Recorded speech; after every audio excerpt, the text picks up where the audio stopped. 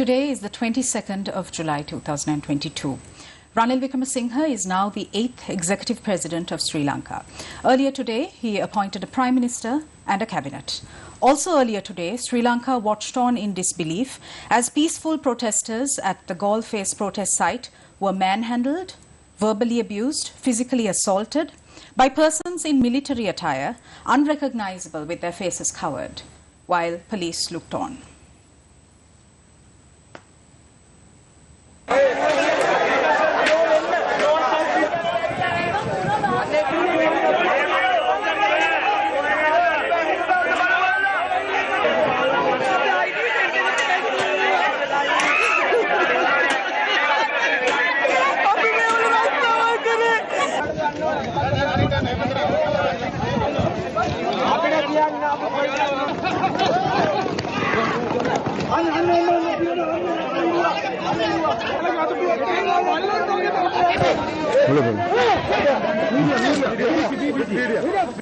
I actually wanted to spend this evening's show discussing the path to economic recovery by focusing on the intersectionality between the legal and economic spheres, but we will need to digress to talk more about these pressing concerns regarding human rights violations, more pressing than the fact that people die in fuel queues every other day.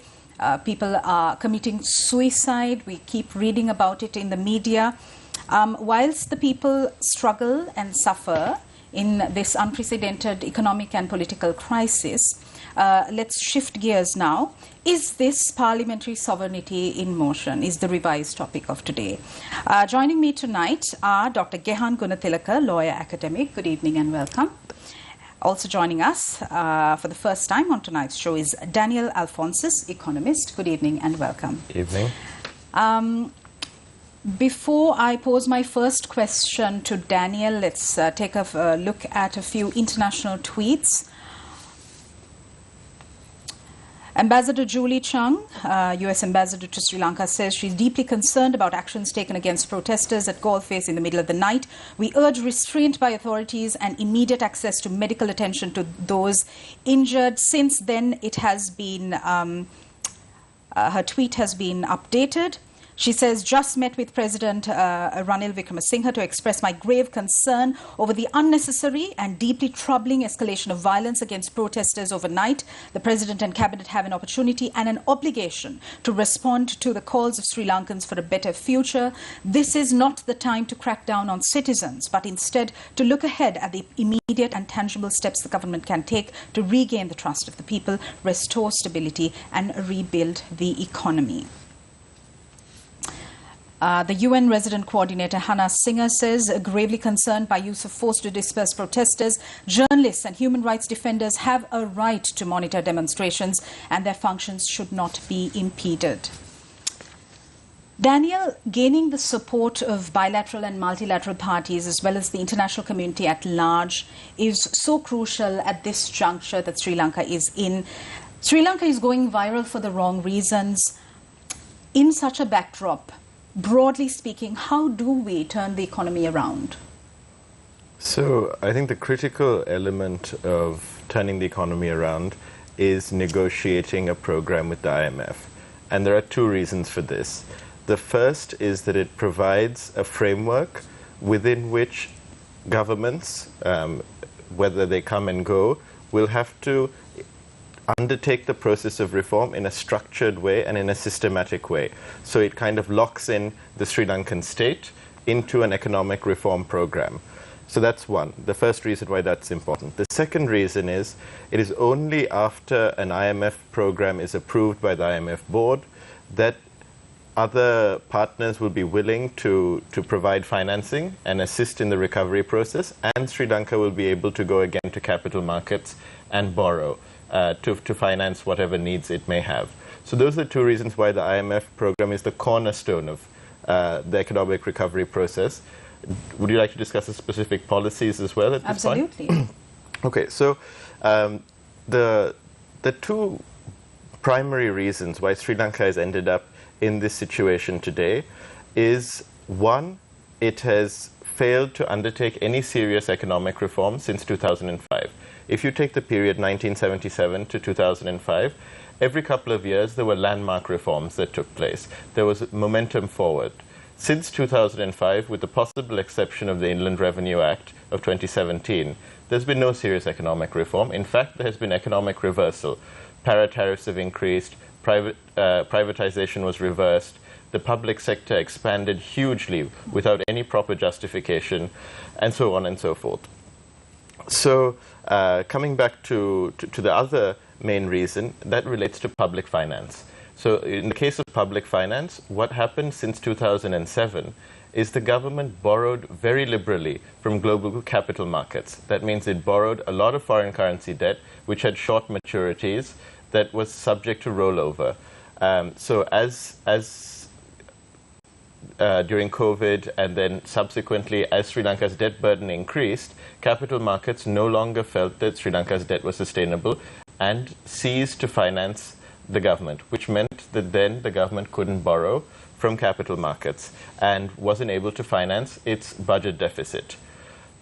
Relatedly is the issue of taxation. Sri Lanka is one of the lowest tax to GDP ratios in the world, and this has been declining over nearly 2 or 3 decades.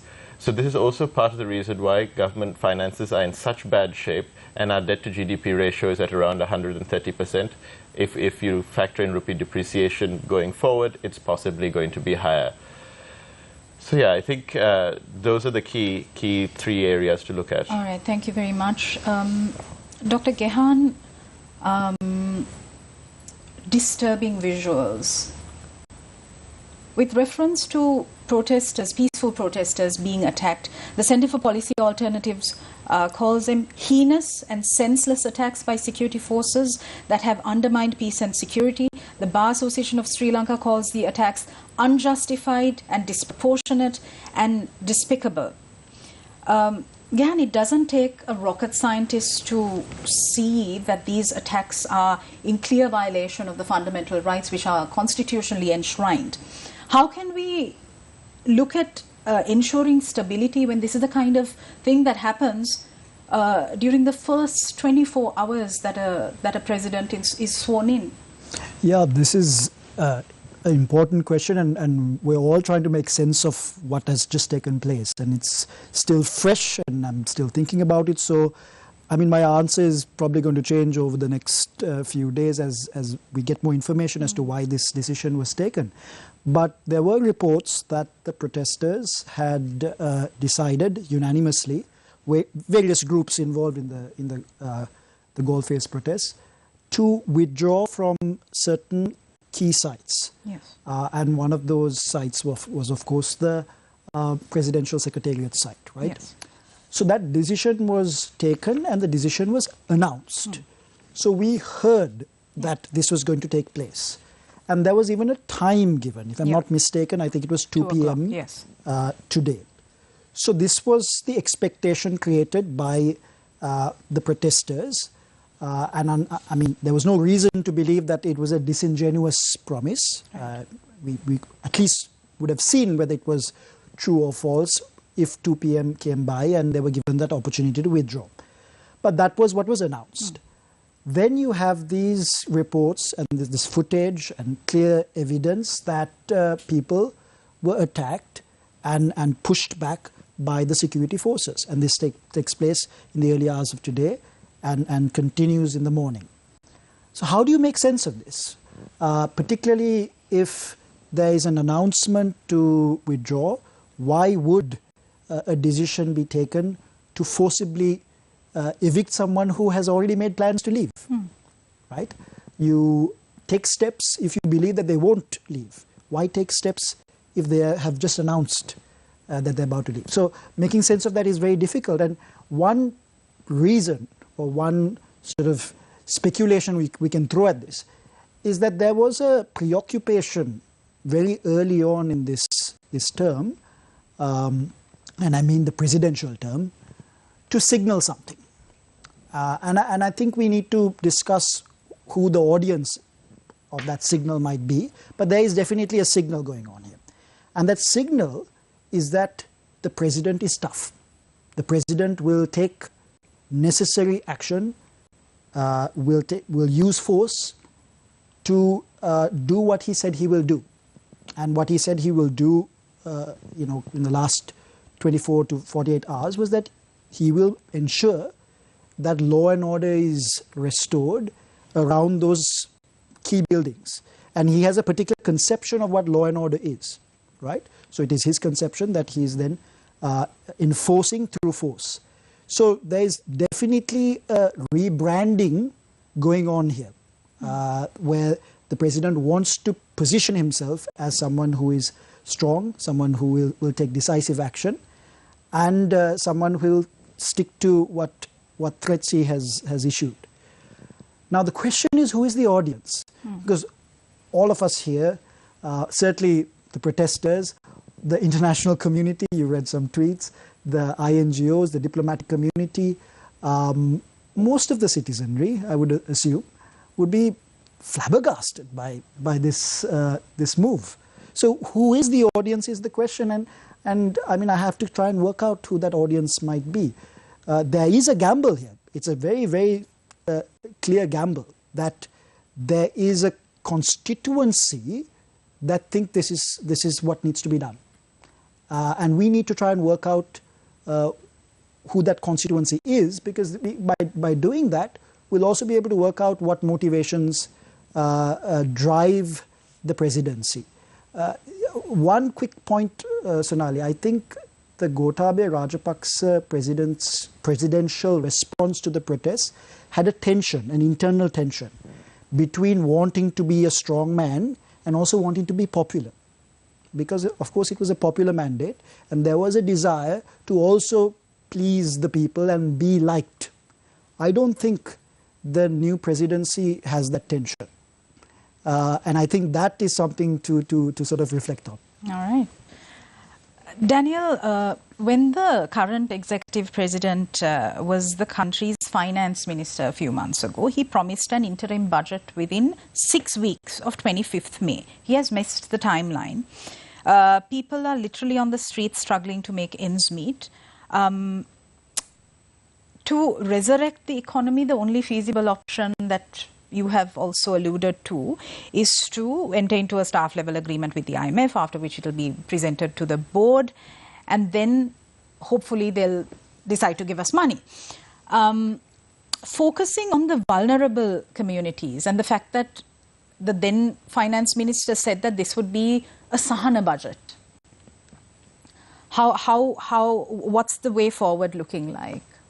So I think there are three things. The first is that over the last few months, while the IMF program is being negotiated, there is still considerable space to push through many of the necessary reforms that will have to take place as part of that program, and that are obviously going to benefit Sri Lanka in terms of beginning its economic recovery path. That needs to be accelerated. It hasn't happened in the last few months, even though the depth and breadth of the crisis is quite clear. So I think that's one priority. The second priority is to take certain short-term measures that can alleviate key constraints to recovery. Let's take the issue of fuel, for example. The government, including the central bank, liberalized imports, so open account imports, for 10 food items, including sugar. What is unclear to me is why they don't liberalize this for fuel as well. Because without fuel, the economy can't function, tourism can't function, the recovery can't begin. So I think there are other short-term measures that can also be taken, for example, like in the case of fuel, to help accelerate the process of recovery and prevent further decline as well. And then third is the IMF program and the budget, as you mentioned. Although there has been a lot of political instability, fundamentally an IMF program is about what the government of Sri Lanka can agree to in terms of economic reforms it will undertake. So that's something that really, I don't think should take too much time. Everyone knows what needs to be done. It's something that needs to really just be pushed through. Gehan, speaking about the role of Parliament in this current context, in acting as a collective body with the sole intention of resurrecting the economy,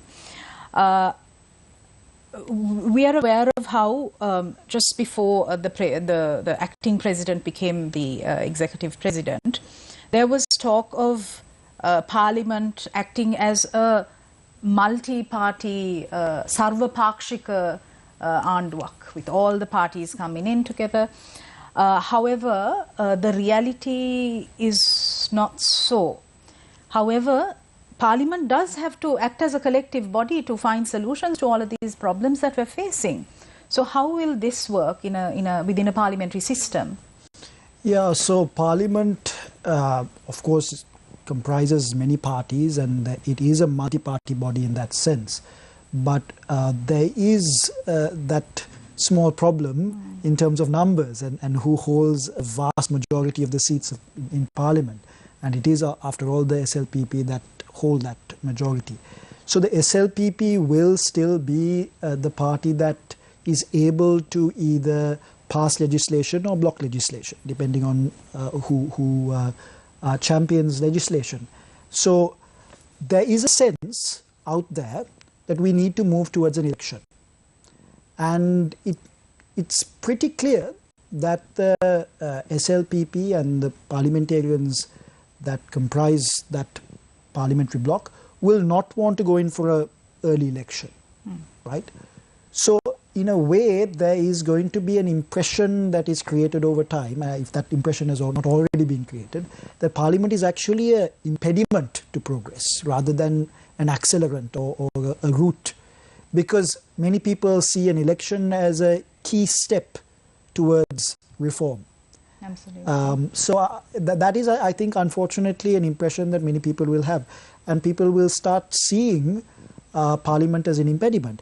Now, there is a rhetoric that, we don't want any of the 225, and, that's a dangerous rhetoric, particularly if it's about ousting a government extra-constitutionally. Sure. But there's also a sentiment that we don't want these people because of the voting patterns that we've seen in the recent past.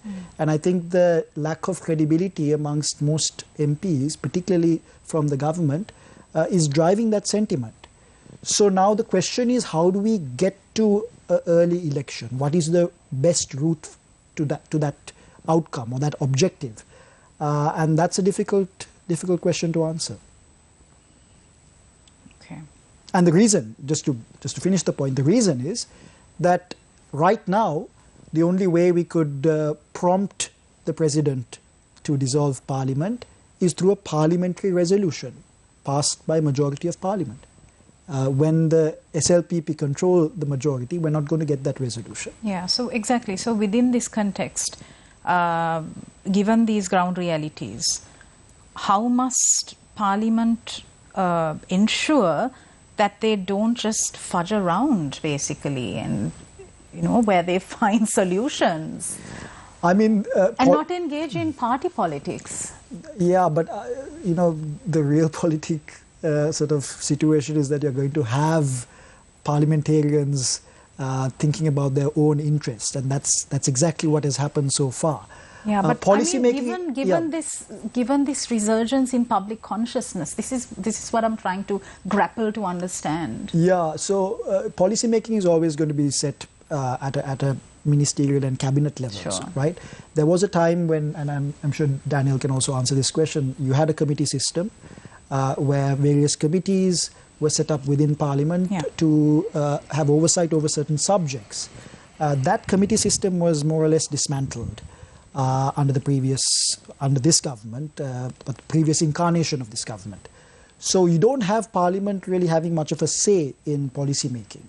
And I don't expect Parliament to have much of a say in policy making, particularly when you have the key parliamentarians already serving within cabinet with important portfolios. So the policy making is going to take place at a cabinet level, and Parliament is going to be a rubber stamping authority. That's the reality, which is why an election is what a lot of people are asking for. Yeah. They want fresh faces because of that. Yeah, and just to add to that, yeah. I think if we look at the composition of cabinet as well, the president's economic program is unlikely to be particularly palatable amongst his cabinet colleagues because they come from quite different political traditions. And for example, the Prime Minister comes from quite a left political tradition and has built his political career on that particular viewpoint, while the President's is quite a different view. So what we see is also some level of cohabitation here, again, in the political system. And in the absence of the former President and the level of influence that formal office conferred, and a weak presidency in a sense, even though the office is very institutionally powerful, the absence of a popular mandate and perhaps then legitimacy means that it may be difficult to push through many of the critical reforms that are required, and an election could potentially help resolve some of those constraints. Okay. Gehan, so if dissolving Parliament doesn't look like a possibility within the next few months, we need to then focus our attention on bringing in the 19th Amendment to the Constitution. I'm sure you're tired of answering this question, so I'll try to reframe it. Abolition of the executive presidency, bringing in the Constitutional Council and reintroducing independent commissions. So pivotal for a democracy, so pivotal to have them brought back. Yeah. What is stopping Parliament from doing this? I mean, Parliament is not incentivized to do it, right? And I'm talking about the majority of parliamentarians. I'm going to say something a little provocative. You know, the 19th Amendment, if it was brought back in its original form, is not going to necessarily help us in this particular unique situation. The unique situation is that we have a majority of Parliament that is opposed to an election, right? Yeah. Now, under the 19th Amendment, you need to have a resolution passed by a two-thirds majority of Parliament to prompt the President to dissolve Parliament early. And if not, you have to wait 4.5 years for Parliament's term to sort of lapse before the President can do so unilaterally. Now, the 20th Amendment tried to concentrate more power with the presidency, in the presidency rather. And what happens is they changed it to making it a simple resolution of Parliament, where you can ask the President to dissolve Parliament early at any point, so it can happen today, or the President can unilaterally dissolve Parliament after 2.5 years. So technically, the SLPP control over whether or not Parliament can be dissolved, because a resolution is required for that, ends February 2023. And then the power is entirely with Ranil Wickremesinghe, the President, because he can unilaterally dissolve Parliament. And that's where 20th Amendment is, weirdly something that might actually be a route to an early election, because for some reason, and Daniel also pointed to the possible major clashes in terms of reform and agendas that we're going to see in cabinet eventually, because this is a cohabitation between competitors, right? They're not, people who see things the same way. These are not like-minded. And I think it's right to say that this is not a government that is an SLPP government entirely. Now that Ranil Wickremesinghe, who is a UMPer, wields the most important and all-pervasive power in terms of the presidency, it is now a cohabitation government. And I think if the incentives align in such a way that it makes more sense for Ranil Wickremesinghe to dissolve Parliament early, and he sees that as a route to regaining some seats in Parliament and bringing in more of his people into Parliament, he could dissolve Parliament early, and we may have that inevitability. So the SLPP will no longer be in control of that question come February 2023 rather. So that's just a few months from now. So that's going to be an interesting development, and it is, after all, the 20th Amendment that enables that. So I'm totally opposed to the 20th Amendment, but it's just this little complexity that is worth noting. Yeah. Super. Daniel, there's a draft of a common minimum program for economic recovery, multi-sectoral, multi-party consultation based on 15 thematic areas, mainly macroeconomic stability, revenue consolidation, public sector and SOE management, state-owned enterprise management, social safety net, trade and industry, specialized legislation critical to recovery. I mean, there's a brilliant plan that we're not implementing. Dr. Harsha De Silva also spoke about this at many forums. However, how do we make this a reality? As in, how do we bring this from policy level, from a document to implementation? So the way I see almost all economic recovery programs at the moment is that they're fundamentally about three questions. How do we increase revenue? How do we rationalize expenditure? And how do we increase growth? So the common minimum program addresses all of these themes. Yeah. If we look at revenue, it's about increasing taxation, in particular direct taxation. If you look at expenditure, it's about the rationalization of government expenditure, including the public sector and the military. On the growth side, there's a whole range of structural reforms. I alluded to the fact that between 1977 and 2005, we continued through a range of reform processes, and that has ceased and been reversed. So what we need to do right now is include these in the IMF program. I'm sure many of them are in the program that is currently under negotiation. And whether or not that negotiation continues, we need to start the process of implementing those reforms now. It's really not a question. Everyone knows what needs to be done. There is broad consensus across the economic profession, for lack of a better word. There is broad consensus, I think, in the polity as well. The president's views, the opposition's views are fairly similar on what needs to be done. So it's really just a question of getting down to work and passing the necessary legislation, making the necessary amendments, pushing through the reforms. All right. We need to go in for a short commercial break. We'll be right back.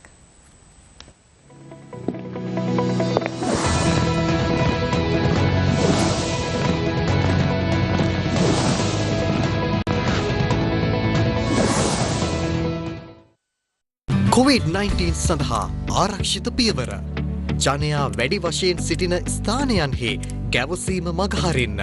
රෝගය ආසාදිත පුද්ගලයන් හමුවීමට නොයන්න. මුහුණ, මුඛය, නාසය සහ ඇස් ඇල්ලීමෙන් වළකින්න. අනවශ්‍ය ගමන් බිමන් යෑමෙන් වළකින්න. මුඛාවරණය ඉදිරිපස ඇල්ලීමෙන් වළකින්න.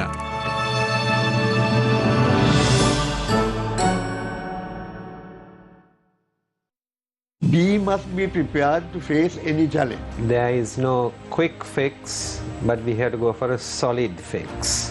Where do you think the Central Bank of Sri Lanka is heading right now? Coming out of the ashes, like a phoenix, we will rise. People are fighting for daily survival. We have to restructure our debt, there is no doubt about it. I rather try my best, sitting with the enemy, trying to sort this out. IMF is not the destination. We've heard a lot of political parties over the years over-promising and under-delivering. Face the Nation every Monday at 9:30 p.m. on TV1.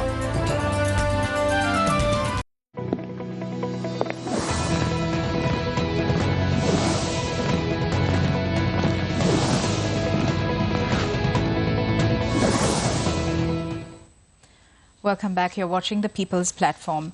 We're in conversation with Dr. Gehan Gunatilaka and Daniel Alphonsus. Daniel, recently speaking to CNN, the central bank governor, Nandalal Veerasinghe, has said that we're looking at inflation of possibly 70%, and that the Sri Lankan economy is likely to contract by more than 6%. Now, we understand that monetarily and in terms of fiscal policy, there needs to be changes done. But specifically speaking, what steps, what measures are we to be aware of? So we need to understand the causes of inflation at this current juncture first. The primary cause of inflation right now is the fact that the government needs to continue to pay government salaries. In other words, there's a budget deficit and the government needs to borrow. The government is unable to borrow to meet its entire fiscal requirement and therefore requires the central bank to print money and give it money to meet its financial requirements. So in my view, what is required for this is to increase government revenues. The government has more money to pay its bills. That's one. So increasing taxes. And at the other side, rationalizing expenditure. The government has, between 1960 and 2005, the public sector doubled in size. But between 2005 and 2050, it doubled again. So in a very short space of time, there was this huge expansion, even though there was no demographic expansion that accompanied it. So essentially what we did is, instead of creating good, productive jobs, we created a welfare scheme through government employment. And the military, in some ways, post-war is similar. If you look at Sri Lanka's defense budget, it has not declined since the end of the war, it has actually increased. The Sri Lankan army is larger than the British army. And if you look at government expenditure on salaries, 40%, over 40% of expenditure is on security personnel. So this is clearly not a sustainable state of affairs, and it also means that Sri Lanka's security is affected as well. There is no money for capex at all.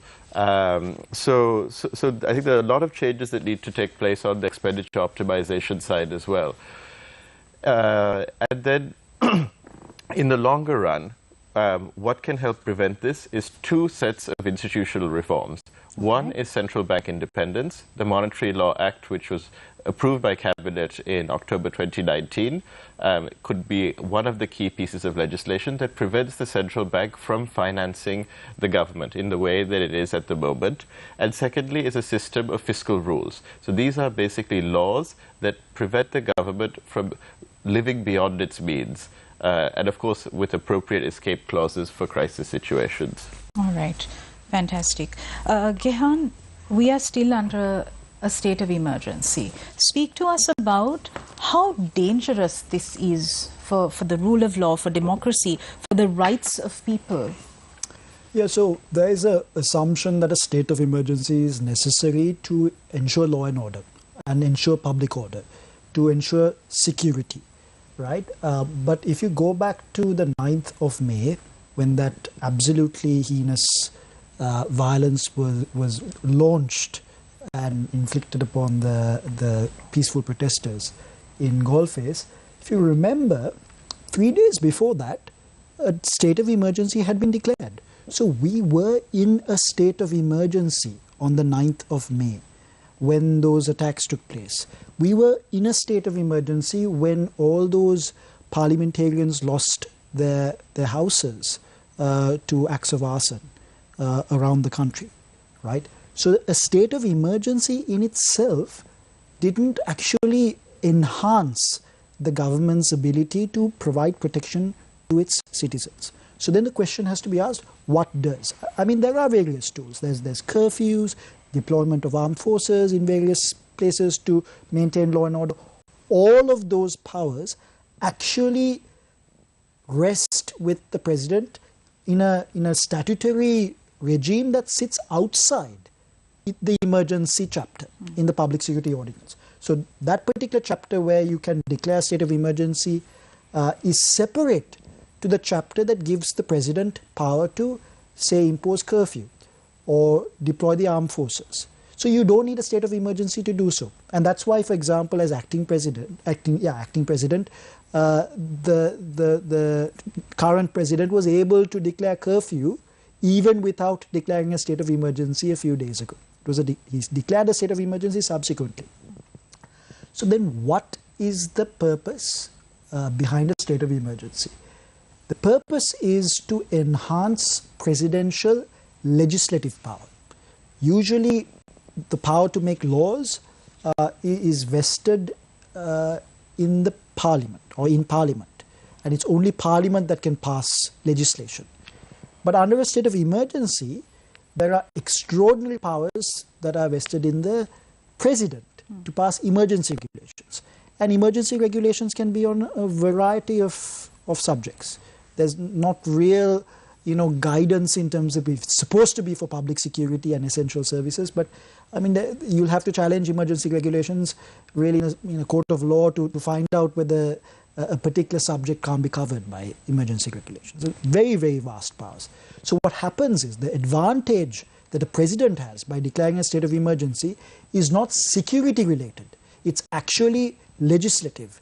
And that's why you can see on numerous occasions, emergency is used as a means or as a platform for legislating and passing wide, broad emergency regulations, giving very, very vast powers to the president. And this particular set of emergency regulations that were published first in Sinhala and then eventually in English and Tamil, these give the president extraordinary powers to declare a particular site illegal, to prohibit processions and gatherings.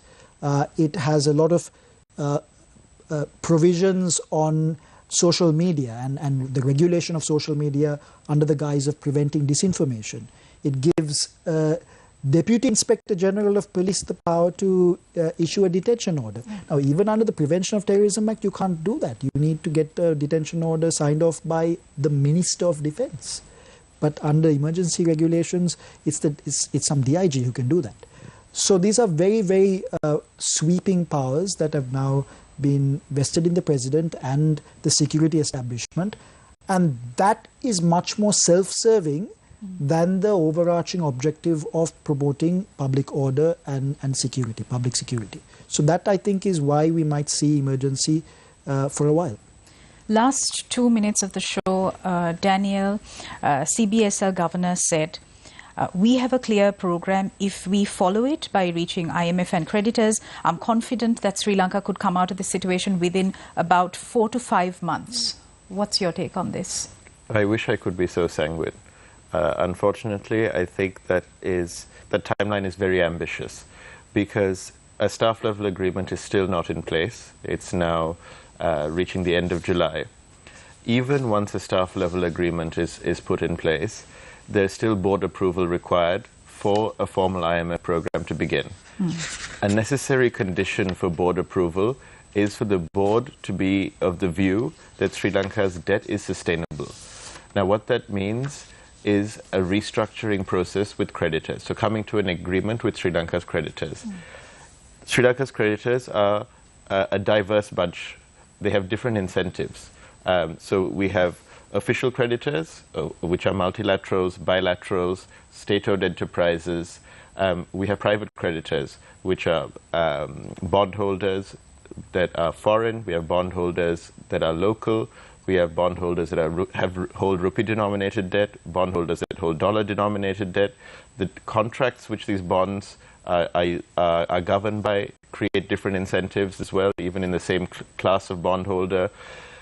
So it's a very complex set of negotiations that the government of Sri Lanka has to undertake to come up with a restructuring package and agreement, and thereby make the debt sustainable and thereby have the IMF program. So I think a 5 to 6 month timeline is quite ambitious. So I think people need to realize that this is not going to go away pretty soon, and we need to start work immediately. Whether there's a program or not, the reforms can begin. There is no need for the government to wait for an IMF program to begin the reform process and the recovery process. All right. Ehan? Yes. Any final words? Last 30 seconds. No. What's the way forward? Way forward in terms of the constitution reform process and the political process, I don't see this current parliament as being the right forum to champion reforms. I don't see it as a viable option in terms of critical reform. So I think an election is what is necessary. The question is whether incentives, political incentives, would align in such a way where we could get an election sometime next year. All right. Thank you very much, Gehan Gunathilaka and Daniel Alphonsus, for joining us on this edition of the People's Platform. I'd like to leave you tonight with a quote by Abraham Lincoln, who said, "Nearly all men can stand adversity, but if you want to test a man's character, give him power." Have a safe weekend. Good night.